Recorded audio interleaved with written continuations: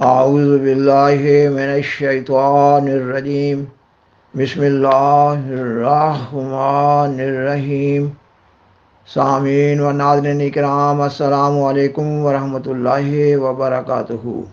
خاکسار سیدنا حضرت مسیح موعود علیہ السلام کے کارناموں کے بارے میں ایک مضمون سلسلہ وار پیش کر رہا ہے۔ خاکسار یہ مضمون سیدنا حضرت خلیفۃ المسیح ثانی رضی اللہ تعالیٰ عنہ کی بیان فرمودہ ایک تقریر کی مدد اور حوالہ سے پیش کر رہا ہے، جو آپ نے 28 دسمبر 1927 کو عالمگیر جماعت احمدیہ کے جلسہ سالانہ قادیان میں بیان فرمائی۔ سیدنا حضرت خلیفۃ المسیح ثانی رضی اللہ تعالیٰ عنہ نے حضرت مسیح موعود علیہ السلام کے کارناموں کے سلسلہ میں بیان فرمایا ہے کہ ان کی تفصیل بہت لمبی ہے۔ آپ نے اپنی اس تقریر میں سیدنا حضرت مسیح موعود علیہ السلام کے 15 کاموں کی تفصیل بیان فرمائی ہے۔ آپ نے حضرت مسیح موعود علیہ السلام کا پہلا کام یہ بیان فرمایا ہے کہ آپ نے اللہ تعالیٰ کی ذات کا ثبوت اس کی کامل صفات سے دیا۔ گزشتہ پروگرام میں اس کا بیان ہو چکا ہے۔ آپ نے حضرت مسیح موعود علیہ السلام کا دوسرا کام یہ بیان فرمایا ہے کہ آپ کے ذریعہ ایک کام کرنے والی جماعت کا قیام ہوا۔ اس کے ثبوت میں آپ نے اس تقریر میں تحریک شدی کے بالمقابل جماعت احمدیہ کے کام کا ذکر فرمایا ہے۔ تحریک شدی ہندوؤں کی ایک تحریک تھی۔ یہ تحریک 1923 کے آغاز میں پورے زوروں پر تھی۔ اس تحریک کے ذریعہ ہندوستان میں ہندو راج کا منصوبہ بنایا گیا تھا۔ یہ تحریک اس بنیاد پر اٹھائی گئی تھی کہ ہندوستان کے بعض علاقوں میں مسلمان حکمرانوں نے ہندوؤں کو زبردستی اسلام میں داخل کر لیا تھا۔ اب ان لوگوں کی نسل کو واپس ہندوؤں میں لانا ہے۔ آپ نے اپنی اس تقریر میں جماعت کا دوسرا بڑا کام یہ بیان فرمایا ہے کہ حضرت مسیح موعود علیہ السلام نے عیسائیت کو شکست فاش سے دوچار کر دیا، اور آج عیسائی مبلغین جماعت احمدیہ کے افراد سے گفتگو کرنے سے کتراتے ہیں۔ سامعین و ناظرین کرام، یہ کوئی زبانی باتیں نہیں ہیں، تقریروں میں بیان ہوتی تھیں اور چھپتی تھیں۔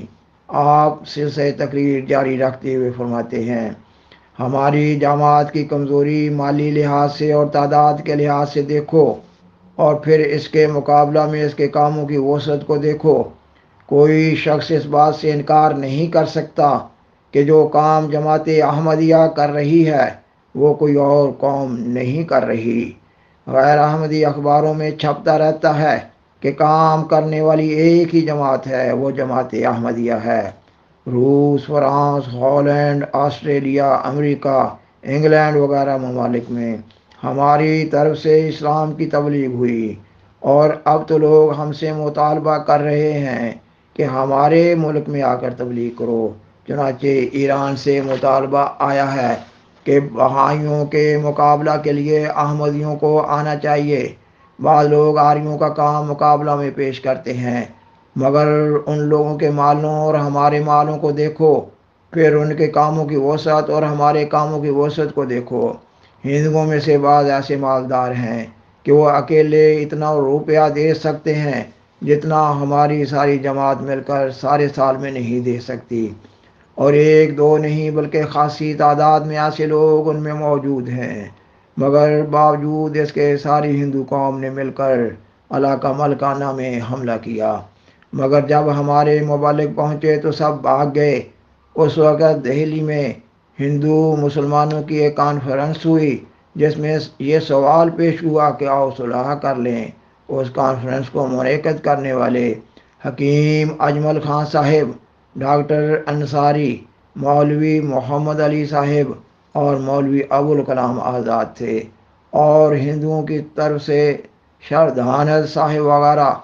جیسا کہ علماء کا ہمارے متعلق طریق عمل رہا ہے، انہوں نے کہا احمدیوں کو بلانے کی کیا ضرورت ہے، اور وہ خود صلح کی شرائط طے کرنے لگے۔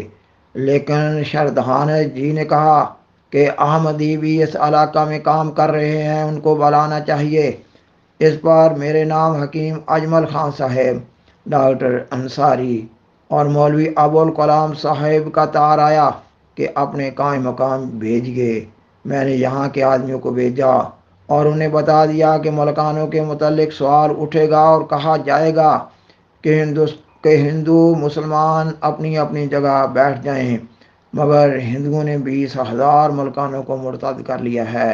اس لیے جب یہ سوال پیش ہو تو آپ کہیں کہ ہمیں 20,000 مرتدوں کو کلمہ پڑھا لینے دیجیے، تب اس شرط پر صلح ہوگی اور ہم وہاں سے واپس آ جائیں گے، ورنہ جب تک ایک ملکانہ بھی مرتد رہے گا ہم وہاں سے نہیں ہٹیں گے۔ چنانچہ جب ہمارے آدمی کانفرنس میں پہنچے تو یہی سوال پیش ہوا اور انہوں نے یہی بات کہی جو میں نے بتائی تھی۔ اس پر مولویوں نے کہا احمدیوں کی ہستی ہی کیا ہے، ان کو چھوڑ دیجئے اور ہم سے صلح کیجئے۔ شردھانت جی نے اس وقت ان سب کے سامنے کہا آپ کہ اگر 50 آدمی بھی وہاں ہوں تو ہمیں ان کی پرواہ نہیں، لیکن جب تک ایک بھی احمدی وہاں ہوگا صلح نہیں ہو سکتی۔ احمدیوں کو پہلے اس علاقہ سے نکالو اور پھر صلح کے لیے آگے بڑھو۔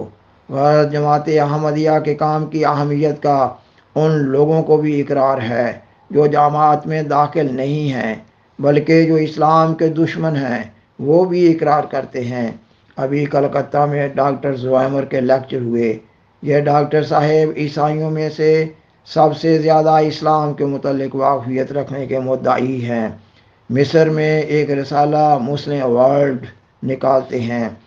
پچھلی دفعہ جب آئے تو قادیان بھی آئے تھے اور یہاں سے جا کر انہوں نے بعض دوسرے شہروں میں اشتہار دیا تھا کہ وہ ڈاکٹر زوائمر جو قادیان سے بھی ہو آیا ہے ان کا لیکچر ہوگا۔ کچھ عرصہ ہوا وہ کلکتہ گئے اور وہاں انہوں نے لیکچر دیا۔ مولوی عبد القادر صاحب ایم اے پروفیسر جو میری ایک بیوی کے بھائی ہیں، انہوں نے کچھ سوال کرنے چاہے۔ اس پر دریافت کیا گیا کہ کیا آپ احمدی ہیں؟ انہوں نے کہا ہاں۔ اس پر کہہ دیا گیا ہم احمدیوں سے مباحثہ نہیں کرتے۔ مصر میں انہی صاحب کی کوشش سے کئی آدمی مسیحی بنا لیے گئے ہیں۔ اتفاقاً ایک شخص عبد الرحمن صاحب مصری کو جو ان دنوں مصر میں تھے مل گیا۔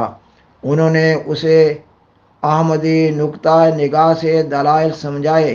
وہ پادری زوائمر کے پاس گیا اور جا کر گفتگو کی اور کہا حضرت مسیح علیہ السلام زندہ نہیں بلکہ قرآن کریم کی روح سے فوت ہو گئے۔ اس پادری نے کہا کہ کسی احمدی سے تو تم نہیں ملے؟ اس مصری نے کہا ہاں ملا ہوں۔ یہ جواب سن کر وہ گھبرا گئے اور آئندہ بات کرنے سے صاف انکار کر دیا۔ غرض خدا کے فضل سے ہماری جماعت کو مذہبی دنیا میں ایسی اہمیت حاصل ہو رہی ہے کہ دنیا حیران ہے، اور یہ سب کچھ حضرت مسیح موعود علیہ السلام کے تو فعل ہے، اور آپ کے اس کام کا کوئی انکار نہیں کر سکتا۔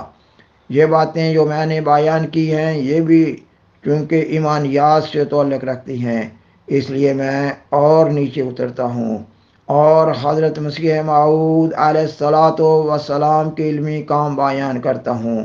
سامعین و ناظرین کرام، اس کے بعد آپ نے سیدنا حضرت مسیح موعود علیہ السلام کے تیسرے کام کا ذکر کرنا شروع کیا، اور آپ نے سیدنا حضرت مسیح موعود علیہ السلام کے تیسرے کام کے سلسلہ میں اللہ تعالیٰ کی صفات کے بارے میں پیدا شدہ غلط فہمیوں کے ازالہ کرنے کا ذکر فرمایا۔ آپ فرماتے ہیں تیسرا کام حضرت مسیح موعود علیہ السلام کا یہ ہے کہ اللہ تعالیٰ کی صفات کے متعلق لوگوں کے خیالات میں جو فساد پڑ گیا تھا اس کی آپ نے اصلاح کی ہے۔